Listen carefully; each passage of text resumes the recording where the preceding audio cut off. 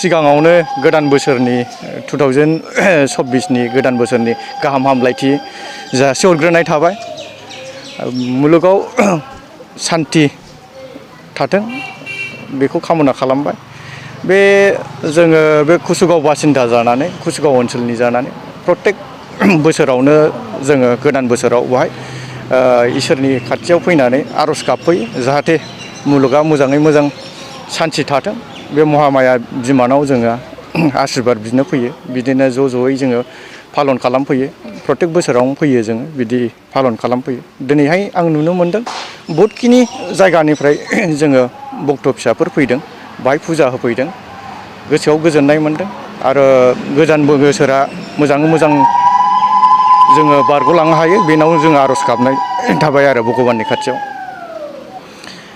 बे मन्दिराथ' बहुद गोबावनिफ्रायनो सोलिबोनाय आं खोनाबोदों आबै आबौमोननिफ्रायनो खोनाबोदों। बियो दासिमाव 100 बोसोरनि बारा जाबाय। गोदो इंराजफोर सासन खालामनाय समावनो बे महामाया मन्दिरा दंमोन। गोदोनिफ्रायनो बाहाय परम्परा फुजा सोलिबोदों दासिमबो सोलिगासिनो दं। 100 बोसोरनि बारा जाबाय बे मन्दिरा खोनानायाव। आंबो नुबोबाय दानि दिनाव जोङो भक्त फिसाफ्रा बाहाय बारानिफ्राय बारा बारायबोगासिनो दङ। आङो बेखौनो फोरमायनो सानदों दा जोङो बिश्व शान्ति थानो थाखाय आरो जोङो कुसुगावनि बासिन्दा हिसाबै जों थांनानै थानो थाखाय जोङो बयबो फैनांगौ फुजा हैनांगौ। गावबागाव धर्म निति गावबागाव निति आदर्श थानानै जोङो मोजाङै मोजां सोलिलांनांगौ। आरो गोदान बोसोराव जोङो बेखौनो आङो हामलायनाय थाबाय बयबो आलो गोजोनै जों थांनानै थायो। बे बोसोराव जोंहा मोजाङै मोजां बारग'लाङो बिनि थाखाय भगबाननि खाथियाव आङो आर'ज गाबनाय थाबाय। थारैनो जोबोद मोजां दिन दिनैहाय इंराजि गोदान बोसोर 2024 मायथाइनि गोदान बोसोरनि गोदान मिजिंजों गोदान देहाजों गोदान साननाय हनायजों दिनैहाय जोंहा बे कुसुगाव महामाया धामावहाय गोबांथार जोंहा सिबियारिफोर फैदों। दा बेखौनो जोङो मिजिंथिदों आरो आफा आनान गसाइनिसिम मोनसे बोर बिदोङो जे जों जाहाथे बे मुलुगावहाय जाहाथे जोंनि बे 2024 मायथाइयाव बयनिबो आइ आफा बिदा फंबाय आजै आजौ जेसेबां जोंनि हारि माहारिफोर दङ गासैनिबो जिउआव जाहाथे सुख मंगलमय जायो।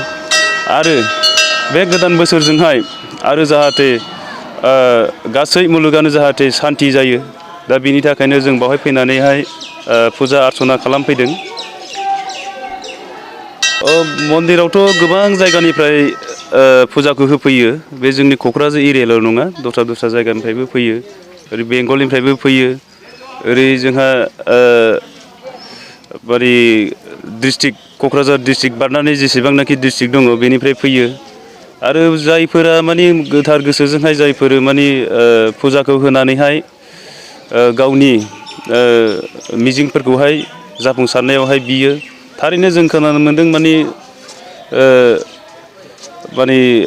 बाहाय मोजां गोसोजों जुदि सिबियोबा फुजियोबा माने गावनि साननाय हनायखौहाय जाफुंसारनाय बेबायदिखौ मोननो हादों आरो मोनबोगासिनो दं आरो।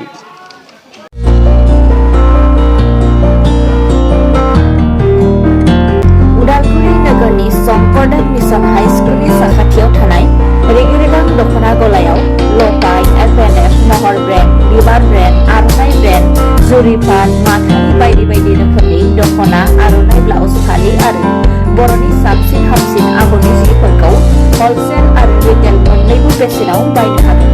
बेनि थाखाय नोंथाङा 7896313108 एबा 8471820909 जानबुं नाम्बाराव सुलाद लानो हागोन।